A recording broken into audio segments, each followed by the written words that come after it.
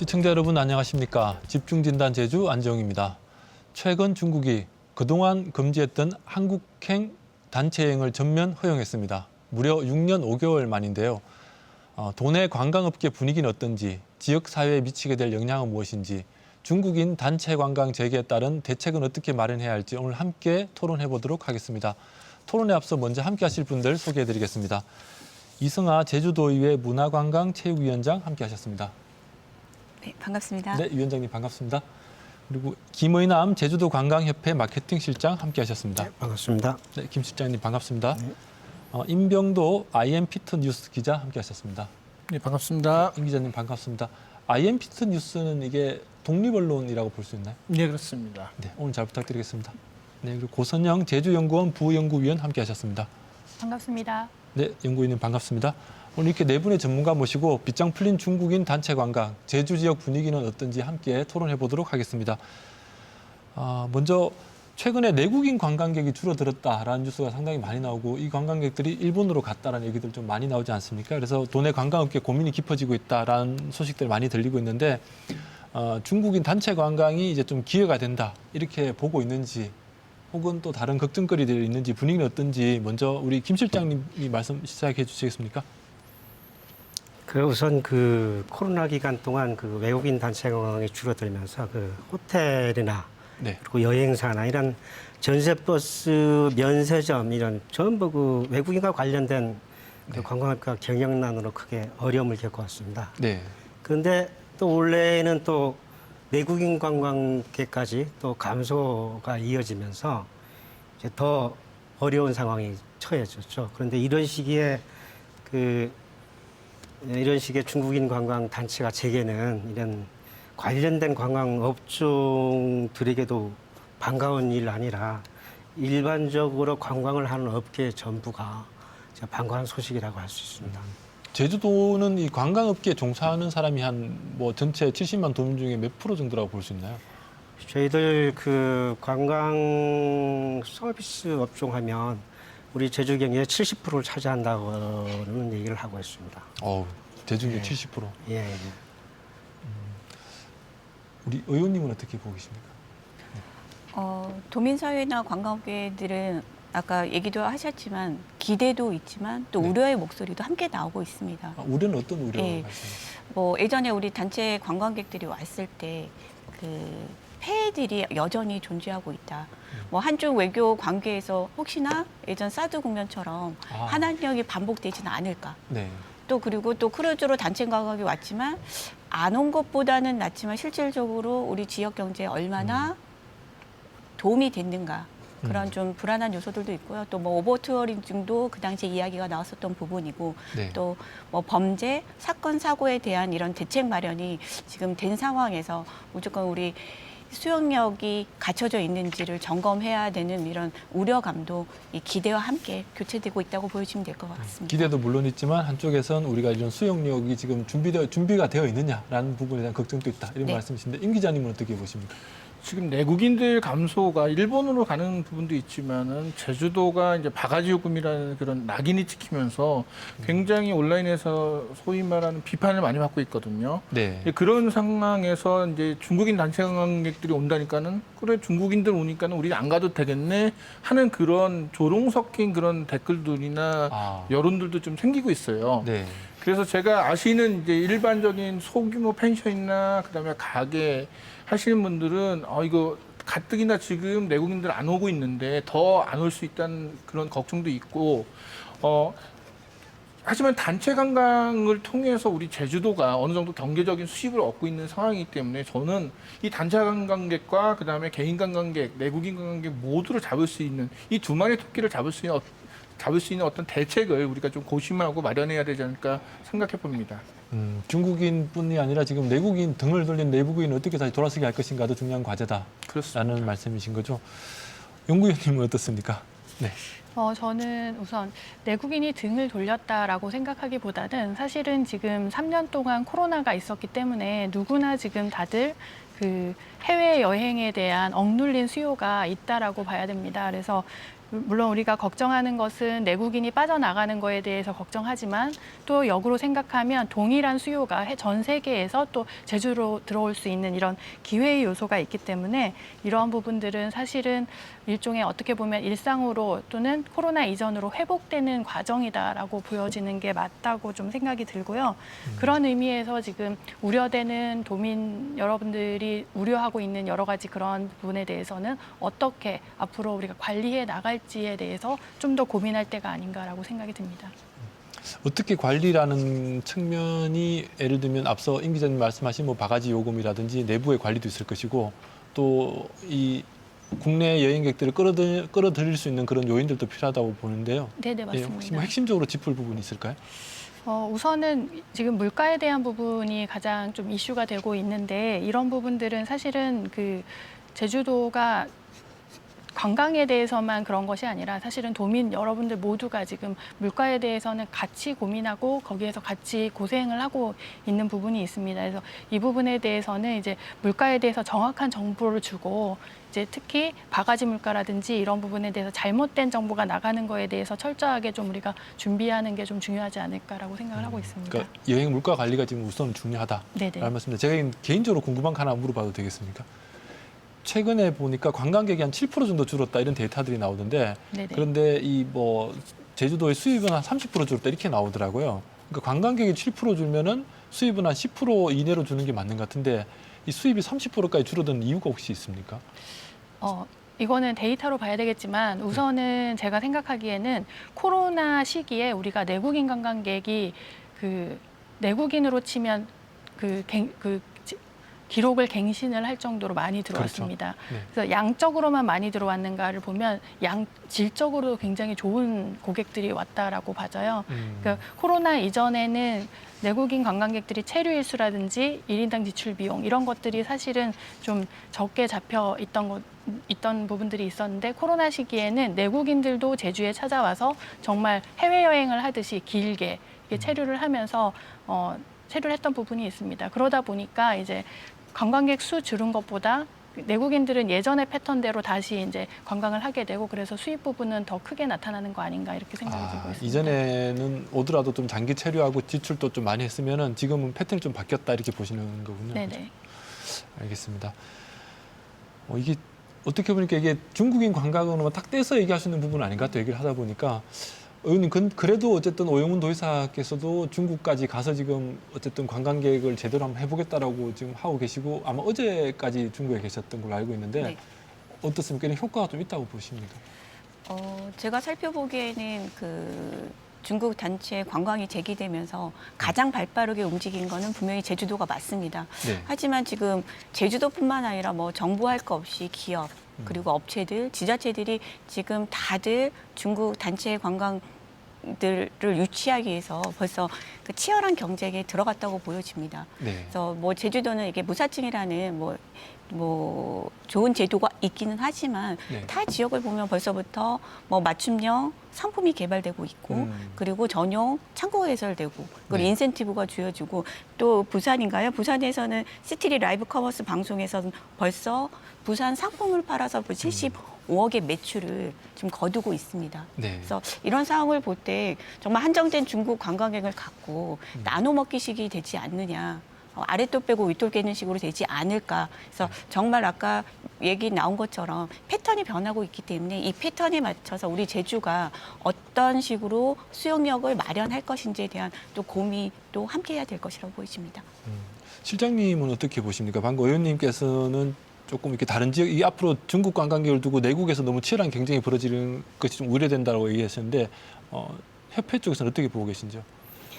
그 이승화 위원장이 말씀하는 게 맞습니다. 이게 맞고 저희들 이 국내에 3개 저희들 홍보사무소가 있어요. 제주도에서 운영하는 국내에? 예, 서울 홍보사무소, 네. 뭐 광주에 있는 호남권 홍보사무소, 부산에 있는 경남권 홍보사무소가 있는데 거기에서 항상 그 동향 파악을 하고 그 지역 동향 파악을 하고 저희들이 그 업계에서 나갔을 때 업계 관광객 유치 활동을 지원하고 있습니다. 거기서 나온 얘기에 따르면 현재 지금 서울시 같은 경우에는 이 중국인 관광객 재개에 따라 가지고 특별한대 주간을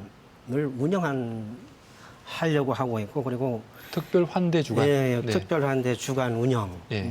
하고 있고, 그다음에 관광업계 공동 뭐 유치단을 구성해서 그 서울 관광협회 설명회 등을 현지에서 준비하겠다. 그리고 그런 그 대형 인센티브 같은 거를 유치했을 경우에 전용 창구를 개설해서 그 500명 이상일 경우에는 지정 담당자를 이제 배정을 한답니다. 아, 서울시에서요? 예, 수용 태세 관련해서. 네. 그리고 제주도 문제입니다만은 이런 통역 안내사나 뭐 다른 관광 종사원 외국 관련 종사원들이 많이 이직을 했지 않습니까? 네. 이 관련해서 거기서도 서울도 마찬가지로 이런 구직난 해소를 위해서 뭐 경력 가이드 대상 이런 보수 교육이란 말은 이제 다시 네네. 교육을 시킨다는 거하고 그다음에 가이드 그 인력 양성을 위해서 이런 가이드 취득반을 운영한다든가 여러 가지 준비를 하고 있습니다. 이게 지역 간 경쟁이 상당히 심해지고 있다 이런 예. 이야기로 들리는데 이게 뭔가 이게 지역 간에 상생하는 방법으로 갈 수 없습니까? 연구위원님 혹시 뭐 다른 방법이 없습니까? 이게 아까 이성화 의원님 말씀처럼 이게 뭐 어떻게 보면 이쪽이 커지면 이쪽이 작아질 수밖에 없는 그런 구조로 서로 무한 경쟁으로 해야 될 일인가 싶기도 한데 뭐 제주에 준비해야 될 부분이든 혹은 또 다른 방법은 있을 건지 좀 궁금하기도 하네요. 상생이 될지는 잘 모르겠는데 이번에 지사님께서 발빠르게 움직이셨고 가서 제안하신 내용들 중에 이제 그 워케이션을 제안을 하셨더라고요. 그래서 저는 네. 그런 부분들은 타 지역에서 이제 관광 마케팅 중심에 접근해서 조금 더 우리가 확장적으로 본 부분이 아닌가, 좀 차별화된 부분이 아닌가 생각이 드는데 특히 이 부분이 중요하고 또 가능하게 된 이유는 제주가 이제 무비자라는 제도적 이점을 갖고 있기 때문입니다. 실제로 이제 몇 년 전이긴 하지만 중국 언론과 SNS 분석을 좀 해보면 연관 검색어로 무비자가 굉장히 많이 이제 도출이 돼요. 그래서 관광객들 입장에서는 무비자라는 제도가 굉장히 좋은 이점인데 사실 우리가 이걸 얼마나 잘 활용하고 있나, 마케팅할 때 얼마나 이거를 우리의 강점으로 제시하고 있나 이런 부분은 조금 의문이 듭니다. 이런 부분에 대해서 이런 부분을 고려를 할 때 다른 지역하고 연계할 수 있는 부분이 제주도로 이제 무비자로 들어와서 타 지역으로도 같이 여행을 갈 수 있는 부분이 있기 때문에 충분히 좀 연계해서 갈 수 있는 부분이 있다. 그래서 상품을 그렇게 만들어 본다면은 특히 이제 서울이나 수도권 부분과 제주는 차별화된 상품을 가지고 있기 때문에 연계해서 상품을 충분히 만들어 볼 수 있지 않을까라는 생각이 듭니다. 무비자라는 현재 제주가 가진 조건들을 제대로 좀 홍보할 필요가 있다 이런 말씀이신데 임 기자님은 이런 중국인 단체 관광에 대해서 좀 우려 섞인 기사를 쓰신 걸 제가 본 것 같은데 어떻게 보고 있습니까? 그 무비자가 좋은 부분은 분명히 있고 그거를 활용해야지 제주만의 강점이 있는데 또 일부 악용하는 부분들이 발생하면서 그거에 대한 우려가 굉장히 나오고 있죠. 그래서 실제적으로 내국인들 사이에서 국민들 사이에서는 부정적인 눈길로 보는 부분이 있는데 앞서 우리 얘기하셨듯이 단점은 우리가 보완을 하면 됩니다. 네. 강점은 굉장히 강조를 하면서 지금 서울시의 행보가 굉장히 무섭거든요. 네. 뭐 6호 환대 주간뿐만 아니라 젊은 층을 겨냥해서 뭐 각자 체험형 프로그램 만들겠다.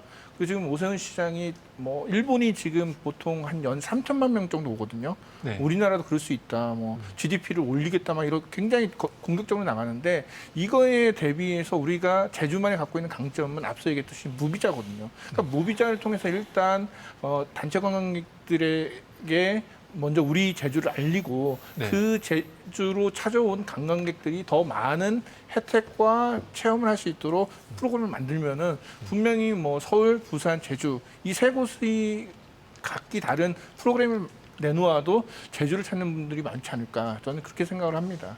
제주는 분명히 무비자 제도도 가지고 있고 경쟁력도 갖추고 있다. 근데 이걸 잘 준비하는 것이 필요하다 이런 말씀이신 것 같은데 그럼 조금 이제 구체적으로 좀 짚어보도록 하겠습니다. 제주도의 코로나 이전 기준으로 우리 내국인이 한 1,000만 명, 중국인은 300만 이 정도 기준이 맞습니까, 실장님? 그렇죠. 그 2016년에는 그 전체적으로 1,580만 명 정도에서 네. 그리고 내국인이 1,200만 명. 네. 그리고 외국인이 한 380만. 360만 명 정도 네네. 중에 중국인이 300만이 네. 넘었죠.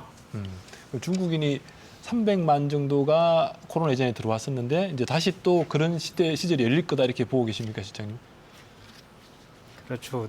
충분히 가능하지 않을까요? 충분히 가능할 것이다 이렇게 보시는데 그러면 이게 이 중국인 관광이 제주에서 차지하는 비중이 예전에 일본 관광이 제주에서 좀 차지하는 비중이 컸다면 최근에는 중국이 가장 큰 셈인 건데 이 중국인 관광객들의 소비 특징 좀 어떻게 볼 수 있을까요?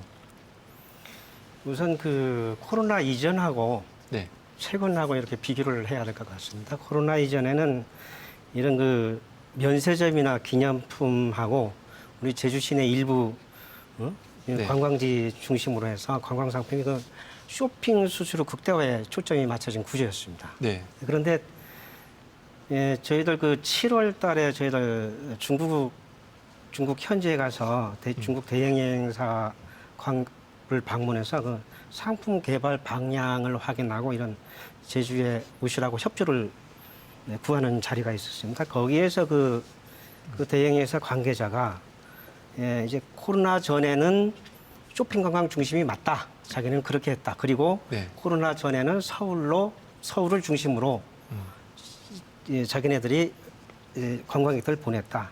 그런데 지금은 이제 젊은 세대들 중심으로 이제 문화나 쇼핑 플러스 문화나 이런 스포츠나 이런 체험 관광이 접목된 융복 관광을 선호한다. 그래서 여기에 맞는 거는 제주가 아니냐.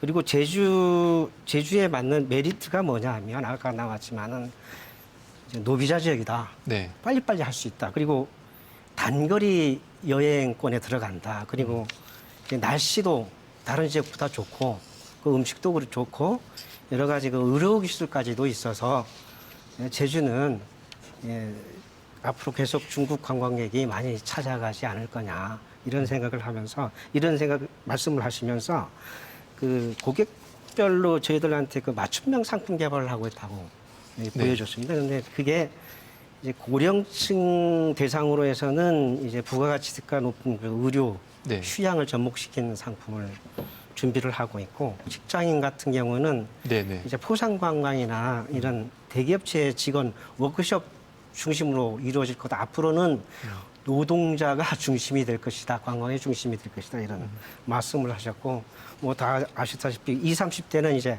한라산 등반 거기서 나온 얘기입니다. 한라산 등반 그다음에 올레길 트레킹 그리고 이런 스포츠 마라톤이나 이런 해양 스포츠 골프까지도 나왔고 이런 스포츠와 연계한 관광 상품을 이런 개발해 하고 있다고 이제 말씀을 하셨습니다. 네, 그러니까 이전에는 이게 단순 쇼핑 위주의 관광이었다면 이제는 뭐 의료, 스포츠, 뭐 굉장히 다양한 쪽으로 지금 확대될 것이고 그런 준비가 필요하다라는 말씀이신 거죠.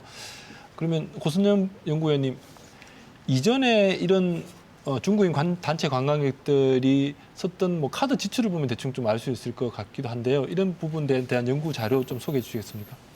네네. 중국 관광객이 이제 거의 90%를 차지하고 있기 때문에 외국인 관광객의 이들의 이제 소비 패턴을 좀 보면 대부분 뭐 소매업에 쇼핑에 초점이 되어 있다라고 보여질 수 있을 것 같습니다. 그러다 보니까 쇼핑 인프라가 많이 구축이 되어 있는 지역, 이런 지역 역시도 같이 이제 편중이 되어 나타나는 것들이 있었고요. 그럼 어느 정도 이들이 지출하는 비용에 어느 정도를 쇼핑에 좀 지출을 하고 있는가를 보면 예전에 이제 2016년까지의 실태조사 결과를 보면 그 쇼핑비의 비중이 전체 지출액의 한 50%를 차지하는 것으로 이렇게 나타나고 있습니다. 그 이외에도 이제 숙박비, 그 다음에는 숙박비와 식음료비 순으로 나타나고 있다고 볼 수 있었습니다. 숙박은 소위 말해서 이런 뭐 대형 숙박업을 많이 이용합니까? 아니면은 좀 지역에 있는 중소규모를 많이 이용합니까? 그 패턴 성격에 따라 좀 많이 다르긴 한데요. 그 중간에 그 숙박 업체들이 굉장히 고전한 적이 있었는데 그때 카드 데이터를 보면 오히려 5성급이나 이런 호텔들보다는 중국 관광객들이 빠지면서 많이 고전한 곳들이 중소형 규모의 중형 정도의 그 숙박 업체들이 그렇게 좀 많이 고전을 한 것을 보면 이제 주 수요 그 숙박업소는 중소형 정도가 되는 것 같습니다. 지역의 중형 정도 네네. 숙박업체들이 중국인이 들어오면은 많이 수용하게 될 네네. 것이다 이렇게 예측하시는 거다, 그죠? 그러면 이게 지역 경제에도 좀 긍정적 영향이라고 이렇게 봐야 될 것 같은데 의원님은 어떻습니까? 아무래도 과거를 돌이켜 보면 앞서도 얘기 나왔지만 쇼핑 위주. 그리고 적과 관광, 면세점 위주로 돌다 보니 도민 사회에서도 과연 이런 단체 관광들이 제주 지역 사회에 실익이 있느냐라는 네. 여론들이 많이 나왔었고요. 하지만 2016년 그때 거의 중국 관광객들이 외국인 관광객 중 중국 관광객들이 거의 90%고 23년도 7월까지만 살펴보더라도 절반 가까이가 중국 관광객입니다. 그래서 네. 저희는 절대 놓칠 수가 없는 거고요. 하지만 최근에는 그 중국 관광객들이 패턴이 바뀌어지고 있습니다. 그리고 오는 층들이 어떤 부분인가. 뭐 예전에 또 가족 부분들이 많았지만 요즘은 MZ세트 그리고 여성분들 그리고 가족 단위들이 많기 때문에 과연 이분들이 와서 정말 예전에 쇼핑을 벗어나서 네. 뭐 아까 엔터테인먼트 문화 그리고 먹거리 더 나가서 다른 분야에 관심 있는 부분들을 정확하게 데이터를 잡고 네. 그거에 대해서 우리가 제주도에서 또 수용력을 갖고 그거를 대응해야만이 정말 지역의 경제적인 효과를 얻지 지금 수용력의 부분에 대해서는 과연 지금 제대로 갖춰지고 있는가라는 문제들이 지금 나오고 있거든요. 그래서 지금 가장 크게 수용력 문제되는 건 어떤 부분이라고 보십니까? 수용력 같은 경우는 아까도 나왔지만 그 인력들이 다 다른 직종으로 이탈을 했습니다. 통역하는 직종 같은 경우. 그래서 네. 뭐 면세점도 통역을 해줄 분들도 없고요. 그리고 뭐 일본 가이드 분들도 예전에 한 20% 30%도 채 안 남아서 네. 이제 대형 크루즈도 들어오긴 하지만 이분들을 어떻게 다시 또- 안내를 해줄 것인가. 네네. 그러면 알게 모르게 불법 가이드가 또 음. 나타날 수밖에 없는 이런 악순환의 구조가 다시 재발하지 않을까라는 게 현장에 우려가 많이 나오고 있습니다. 당장 이 인력 수급에도 문제가 생길 수 있다라는 말씀이신데 임 기자님은 어떻게 보십니까? 지금 우리가 그 중국인들이 단체 관광 하는데 사실 앞서서 얘기했듯이 이게 단체 관광에 초점을 두는 게 아니라 관광이라는 어떤 컨텐츠를 우리가 거시적으로 봐야 돼요. 네. 그러니까 지금 그 우리 얘기하셨듯이 뭐냐면은 올해 그러니까 중국이 제로 코로나 정책 이후에 해외여행에 갔던 그 연도별 출생 나이를 보니까는 90년대생이 57.1%로 가장 많았고 네. 그리고 성비는 여성이 남성보다 훨씬 많았어요. 10%나 더 높고 동반 형태를 보면은 친구와의 여행이 오히려 연인 여행이나 가족보다도 더 많았어요. 그러니까 이 부분은 뭐냐면은 단체 관광으로 그들이 왔더라도 소비 패턴이나 관광 패턴은 자연스럽게 Z세대에 맞춰서 새롭게 바뀌고 있다는 거죠. 네. 그러니까 그런 부분에 맞춰서 우리가 해야 될 부분. 아까 이제 뭐 통역이나 이런 부분도 얘기하셨지만 저는 최소한 이들이 갈 수 있는 매장이라든지 식당에 하다못해 중국어 메뉴판이라든지 뭐 중국 안내 팸플렛이라든지 이런 부분부터 먼저 우리가 만들면 되거든요. 그러니까는 거창하게 우리가 뭐 중국 단체 관광객을 위해서 뭐 엄청난 정책을 하려면 또 시간도 오래 걸리고 또 그다음에 돈도 많이 들잖아요. 근데 네. 간단하게 팸플렛 만들고 그다음에 우리 매장의 그 인스타나 이런 부분들은 사실 이 언어를 초월하거든요. 틱톡이나 이런 SNS 보면 그냥 영상만 나오기 때문에 언어가 필요 없어요. 네. 그거를 보고 온 중국인 관광객들에게 저거 사고 싶은데 통역이 안 되지 않습니까? 그걸 간단하게 우리가 뭐 어플도 있겠지만은 그 팸플렛 만들어서 보여주고 그들이 사고 돌아가고 그러니까 이런 식으로 작은 거 하나부터 만들어 나갈 수 있는 그런 좀 정성 그다음에 세심함 이런 부분부터 먼저 우리가 만들면 어떨까 싶습니다. 아주 그냥 구체적인 것부터 준비하자 이런 말씀이신데 협회에서 준비가 좀 이루어지고 있습니까? 어떻습니까?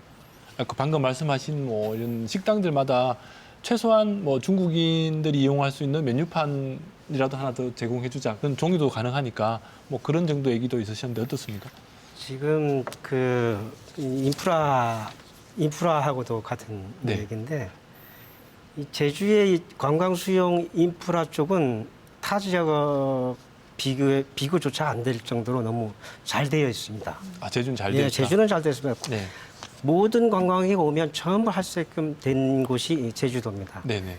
예, 거기에 지금 문제가 되는 거는 여러 가지 이런 아까 임 기자님이 말씀하셨듯이 그 코로나 3년 기간 지나면서 중국 관광을 대상으로 안 하다 보니까 점점 그 중국 관련 그런 그 서비스나 이런 들이 사라지면서 이제 뭐 하다못해 뭐 팻말까지도 이런 것들도 다 조금씩 손을 보면 네. 충분히 저희들이 가능하지 않을까 생각합니다.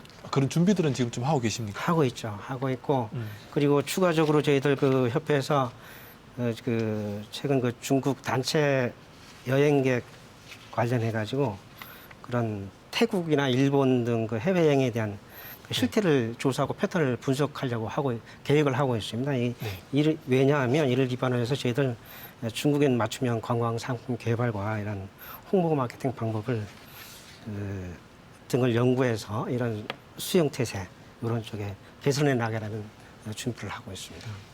그럼 아까 연구위원님, 아까 우리 실장님이 제주 경제에서 관광업이 미치는 영향이 70% 정도 된다. 아까 이렇게 서두에 말씀을 하셨는데 그러면 이게 중국인 관광객들이 지역 경제에 미치는 영향 이런 건 어느 정도라고 보십니까? 우선 한번 지금 단체 관광객이 2016년까지 들어오고 그 이후에 단절이 됐었기 때문에 16년 기준으로 좀 봐야 되는데요. 네. 그 16년 기준으로 봤을 때 이제 얼마나 속도가 16년에 빨리 도달할 것인가가 사실 문제인 것 같아요. 근데 지금 UNWTO가 1분기에 어떤 지표를 발표를 했는데 지금 세계 국제 관광이 80% 정도 지금 회복이 됐다 이렇게 발표를 했습니다. 그렇게 해서 우리가 한번 계산을 해본다고 하면 중국 단체 관광객들이 16년 기준으로 볼 때 지출액이 한 1,330불. 뭐 환율을 한 1,000원 정도만 생각하면 130만 원 정도 네. 지출을 한다고 했었어요. 그래서 80% 기준으로 계산을 한다고 하면 그냥 1인당 지출 비용 기준으로 관광 수입이 한 2조 4천억 정도. 네, 굉장히 많은 거죠. 100% 회복된다고 하면 3조가 넘습니다. 한 300만 명 정도 온다고 생각할 때. 네네. 네. 그래서 그렇게 이런 것들을 좀 계산을 해본다고 하면 작년에 저희가 그 외국인 관광객이 거의 안 왔을 경우에 관광 수입 추계가 최고치를 찍었는데 7조 6천억이었어요. 네. 그래서 이거를 단순히 바로 합산은 할 수 없겠지만 그 정도의 요거를 같이 비교를 해본다고 하면 굉장히 그 지역 경제에 미치는 효과가 클 것이다라고 이제 단순 추계를 해볼 수 있을 것 같습니다. 그러네요. 지난해 내국인 관광객이 1,000만 명이 넘었는데 그게 7조 몇 천억이었는데 7조 6천억. 예, 근데 이게 300만 명이 와도 한 3조 정도 수입이 난다면 네네. 굉장히 밀도가 높은 것 같은데 은 기자님은 어떻게 보십니까? 우리가 이제 흔히 그런 말 하잖아요. 그러니까 중국인 관광객들이 오면 기대 수입 막 이런 얘기를 하는데 저는 반대로 얘기해서 네. 중국인 관광객들이 안 들어왔을 때 그럼 제주도 얼마나 손해를 받느냐. 한번 그걸 한번 짚어보겠습니다. 네. 2017년이니까는 이제 사드 끝나고 그때쯤 이제 단체 관광객이 안 오니까는 그 중국인 관광객들이 안 왔을 때의 손실을 만들어놓은 그 논문인데요. 여기 보면은 그 중국인 관광객으로 인한 발생한 수입이 전체 제주도 관광 수입이 한 44.5% 거의 한 절반 정도 됐고, 엄청나네요. 네. 그다음에 제주 지방세의 한 40%를 중국인 관광객들이 이제 그러니까 그 중국인 관광객들 때문에 세수가 이제 들어온다고 얘기를 하는데 그 금액이 한 2천억 돼요. 네. 그러니까 이게 제주도 같은 지방자치단체에서 지방세 수입이 2천억 원이면은 무시할 만한 그런 금액이 아니거든요. 그렇죠. 실제로 이 2017년 이후 제주도가 재정이 굉장히 나빠지기 시작했는데 일각에서는 지금 그 지방세 수입, 그러니까 제주도에 중국인 관광객들이 오지 않음으로써 이런 재정적인 악화가 하나의 요인이 될 수 있었다라는 주장도 있는데. 이 단체 관광객들이 와서 뭐 기대 수입 막 이런 것도 중요하지만은 이들이 안 오기 때문에 우리가 손해 볼 수 있다는 거를 생각을 하면은 잘 잡아야죠.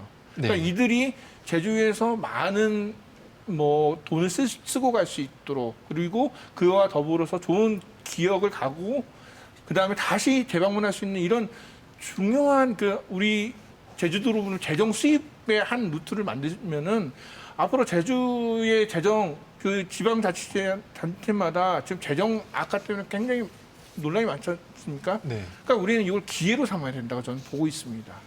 이게 제주에는 지방 재정을 좀 확보할 수 있는 기회다 이렇게 보는데 의원님께서는 어떻게 확인하고 계십니까? 기자님과 의견이 같은데요. 네. 우리가 중국을 잘 잡아라, 외국인 관광객을 잘 잡아라고 말씀하셨는데 우리가 과거의 수치를 보더라도 정말 놓칠 수 없는 산업 분야거든요. 근데 네. 지난 3년 동안 어렵기는 했지만 정말 우리가 늘 과제였던 고부가 가치 상품들 그리고 뭐 다변화 네. 늘 수년 전부터 얘기만 나왔지만 그럼 과연 우리가 그 미래를 내다보면서 우리 지능 계획도 하는 이유가 중장기적으로 뭘 할 것인가 준비를 하기 위해서 하는 거잖아요. 근데 네. 과연 그 기간 동안 우리가 잘 잡기를 위해서 그리고 제주의 세수를 늘리기 위해서 과연 그간의 고민은 뭘 했을까? 네. 당장 단체 관광이 풀리자마자 발빠르게 움직이는 게 전부인가? 좀 네. 반성의 자세도 좀 가질 필요가 있을 것 같습니다. 지난 6년 동안 뭘 했냐 좀 돌아보자 이런 말씀이신데 이게 임 기자님 말씀처럼 실제로 지방 세수가 지금 좀 많이 줄어들었다고 보시는지 의회에서 볼 때. 예, 당연하죠. 왜냐하면 관광진흥기금을 보더라도 네. 관광진흥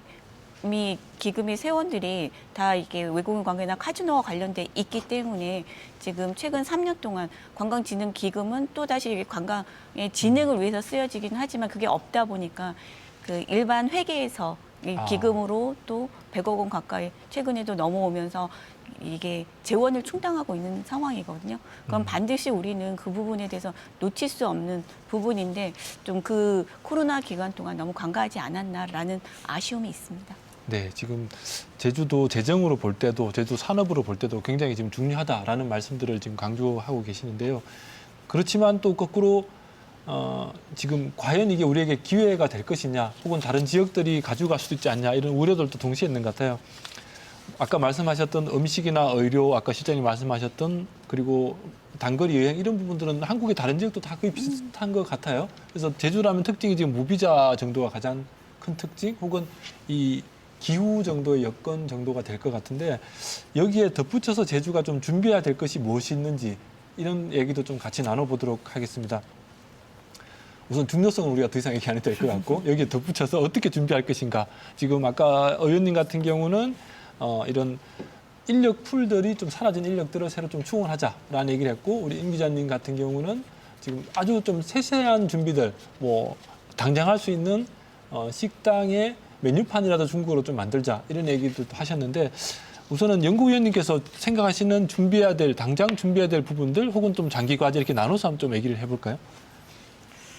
우선 저는 그 패턴을 빨리 읽어낼 필요가 있다. 관광객의 패턴. 네, 네. 그래서 그들의 수요가 지금 벌써 이미 변하고 있다라고 하는데 이게 어떻게 변하고 있는지에 대해서 빨리 읽어낼 필요가 있다.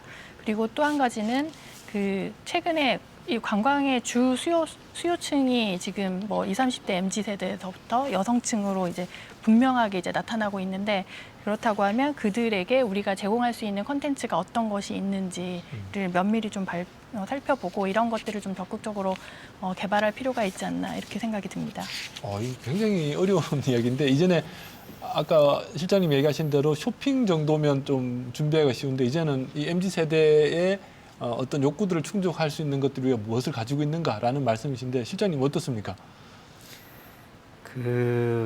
이 코로나 이전에 2016년까지 중국인 관광객이 많이 왔을 때 네. 이 제주도 내 여행사들이 중국 관광객을 선점할 수 있는 상황이 아니었습니다. 왜냐하면 이런 가격 경쟁력에서 대형 여행사들하고 밀려서 바라만 보는 실정이었죠. 그 당시는. 네. 그래서 지금은 네. 저희들 그 여행 업체에서도 이러한 그런 상품, 네.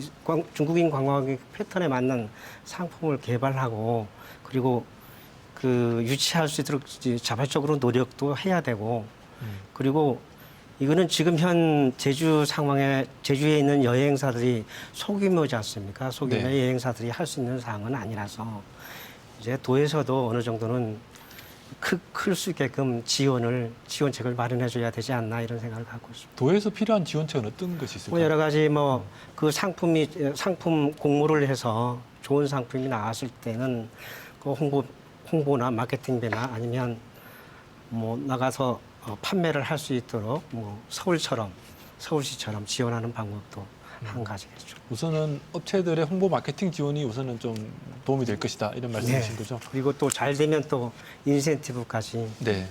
겸하는 방법을 가야죠. 저는 그 부분에 대해서 이제 지금 아까 위원님께 연구위원님께서 이제 패턴 관광 패턴 얘기하셨는데 네. 요새 젊은 세대들은 보통 그 여행 정보를 이제는 뭐 검색으로 찾는 게 아니라 다 이제 그 영상 콘텐츠로 보거든요. 네. 그래서 인플루언서 해갖고 뭐 인스타그램이나 그다음에 뭐 틱톡, 유튜브를 통해서 많이 하는데 지금 다른 지역 부산도 그렇고 서울도 그렇고 해외 그러니까 특히 중국의 유명 인플루언서를 초대를 해서 그 서울 시내를 많이 그 홍보를 하고 이게 뭐 분명히 이제 홍보비를 부담을 하겠지만은 이런 과정들을 많이 거치고 있거든요. 네. 이걸 왜 하느냐면은 우리가 예전에 내국인들이 제주도 올 때 제일 많이 제주도를 꼽을 수밖에 없는 게 그 TV나 드라마, 영상 콘텐츠에서 제주도가 아름답게 표현이 됐거든요. 네. 그래서 가고 싶은 곳으로 선정이 많이 됐고 또 왔거든요. 네. 그러니까 이런 것처럼 지금 중국의 유명 인플루언서나 틱토커들이나 이런 그 유튜버들 통해서 제주를 자꾸 알려야죠. 그래서 네. 그들에게 여기를 가고 싶다. 그리고 그들이 오면은 단순하게 제주 아름다워 이렇게 소개하는 게 아니라 그들도 이제 컨텐츠 크리에이터이기 때문에 정말 맛있는 음식 또 멋진 풍경 이런 것들 자기들도 나름 고민해서 이제 소개를 하거든요. 네. 그러니까 이런 부분들이 소개를 할 수 있도록 제주도가 좀 이렇게 장을 열어주는 거죠. 그리고 초청도 좀 많이 하고. 네. 그러니까 저는 뭐 거대한 정책 자꾸 얘기할 필요 없이 이런 거 작은 거 하나하나 하다 보면은 제주를 알리고 또 그 인플루언서의 영상 하나를 보면은 그 파급력이 엄청나거든요. 그런 식으로 했으면 좋겠습니다. 굉장히 저는 솔깃한데 의원님 어떻습니까? 의원님 생각하시는 뭐 지금 필요한 사항들 어떤 거 있으신지? 네, 저도 이게 적극 공감을 하는데요. 네. 최근에 도에서 4대, 10대 과제를 발표를 했어요. 네. 그래서 뭐 여기 계시는 분들이 다 살펴보긴 했지만 그 내용을 들여다보면 뭐 기존에 뭐 계획된 행사였다거나 아니면 장기간 소요되는 뭐 고부가치 상품을 하겠다, 다변화를 하겠다, 그리고 뭐 지도 점검을 하겠다고 하지만은 그거는 우리 공무원 해야 2~3명밖에 안 되고 자치경찰 협조를 받는다고 해도 분명히 한계가 있어요. 그러니까 늘 이렇게 계획 발표를 하는데 그게 아니라 아까 우리 기자님 말씀대로 촘촘하게 정말 단기적으로 할 대안들 그리고 장기적으로 풀어야 할 문제들을 차곡차곡 해 나가야 되는데 이게 거대 발표들만 하고 정말 현장에 있는 업계에 종사하시는 분들이나 또 반대로 방문하는 분들이 체감할 수 있는 정책들이 나와야 되는 거거든요. 네. 그런 부분에 대해서 구체적으로 당장 실행할 수 있는 대안들이 있어야 된다고 보여집니다. 네. 우선은 당장 실행할 실행 파일이 필요하다. 이게 장기 계획만 자꾸 내지 마라 이런 말씀이신데 연구위원님 계획을 세우는 입장에서 어떻습니까? 연구하는 입장에서. 근데 연구하는 입장에서는 사실은 정책이라는 게 바로바로 뭔가를 할 수 있는 부분이 없고 주로 이제 사업적인 측면으로 이렇게 접근을 하게 되는데 저는 이제 예전에 한 몇 년 전에 뉴질랜드의 한 그 흥미로운 사례를 좀 봐서 오늘 좀 그 부분을 말씀을 드리고 싶어요. 뉴질랜드에는 퀄마크라는 품질 인증 제도가 있습니다. 그래서 네. 그 말 그대로 품질 인증 제도이기 때문에 서비스의 품질을 높이기 위해서 이제 있는 것이고 또 높은 품질의 서비스에 이런 인증을 부여하는 것인데 이게 이제 중요한 것은 이걸 가지고 이제 이런 저가 관광이나 이런 것들을 좀 통제하는 데 활용이 되고 있는 점이 좀 흥미로웠어요. 그래서 굉장히 높은 품질을 요구하고 있고 이런 품질에 대해서 인증을 해주고 있는데 특히 이 부분에서 중국 단체 관광객들이 뉴질랜드를 방문을 하려고 하면 특히 단체로 방문을 하게 되면 이런 퀄마크 인증된 그 업체의 서비스만 이용할 수 있다라는 점입니다. 그래서 이런 부분들이 좀 제도화가 돼서 우리도 좋은 서비스로 끌어올릴 수 있는 제도를 좀 만들어내고 또 이런 곳으로 관광객들을 좀 유도를 할 수 있다고 하면 제주도의 어떤 관광 서비스의 질이 한층 올라갈 수 있는 그런 계기가 되지 않을까라는 생각이 들어서 이런 부분들은 제주가 좀 네. 주목해야 될 부분이라고 생각을 합니다. 우리도 품질 인증 제도 같은 걸 좀 같이 확대해 네네. 보자라는 만들어 가보자라는 네. 말씀이신데요. 우선 뭐 협회에서 혹시 이 부분에 대해서 더 하실 말씀 있으십니까? 실장님 혹시? 인증제도 관련입니까? 아닙니다. 이거 지금 관광객들을 위해서 어떤 제도가 더 필요한 것인지 어떤 프로그램이 더 필요한 것인지. 네. 우선 말씀드리고 싶은 거는 네. 이제 코로나 3년 동안 이제 관광객들이 많습니다만 거기는 거의 개별 관광객이 많이 왔습니다. 네, 네. 그리고 지금 우리가 토론을 하는 주제는 이제 단체 관광객입니다. 네.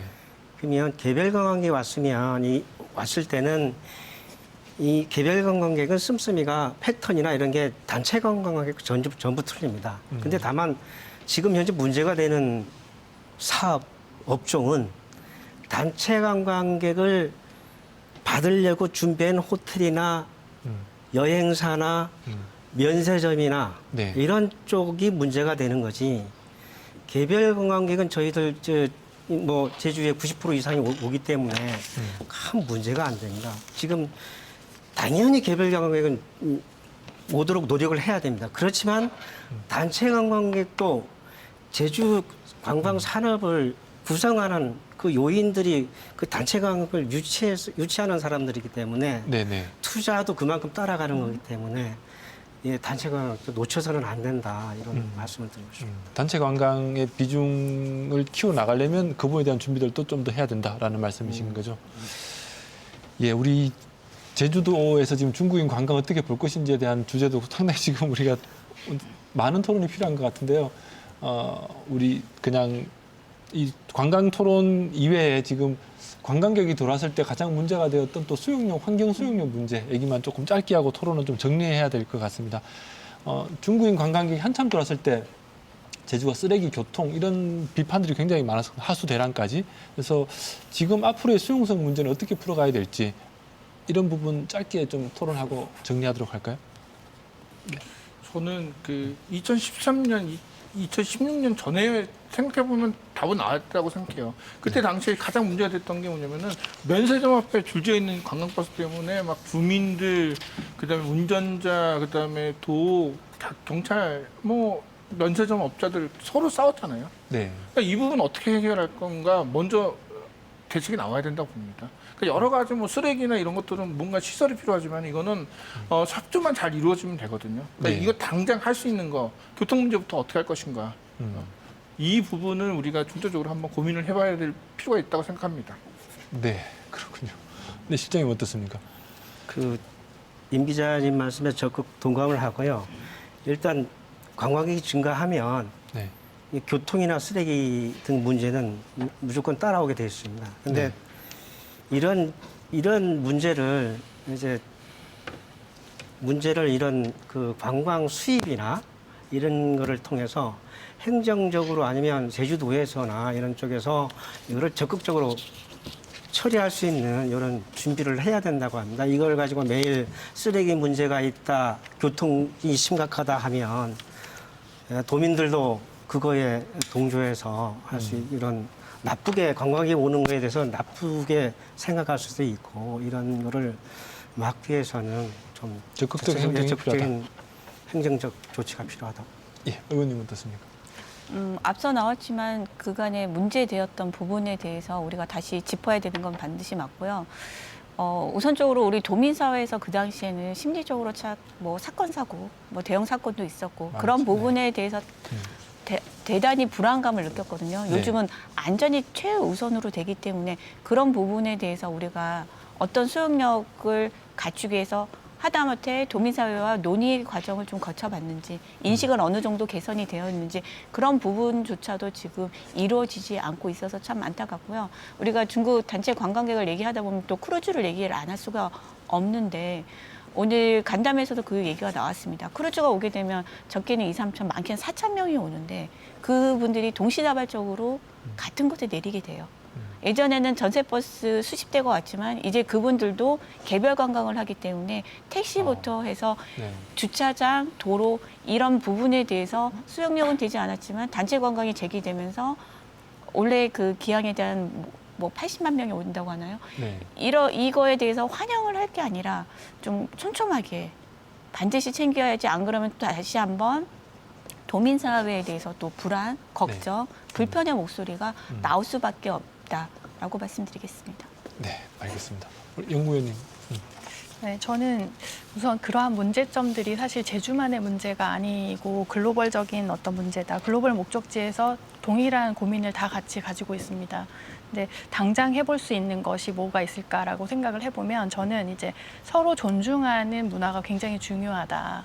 그래서 우리가 물론 도민사회에서 이러한 부분에 대해서 반감도 많고 인식도 굉장히 악화되는 건 맞지만 이런 부분에 대해서 우리는 조금 더 그 여유 있게 대응을 할 필요가 있고 또 서로 존중하자.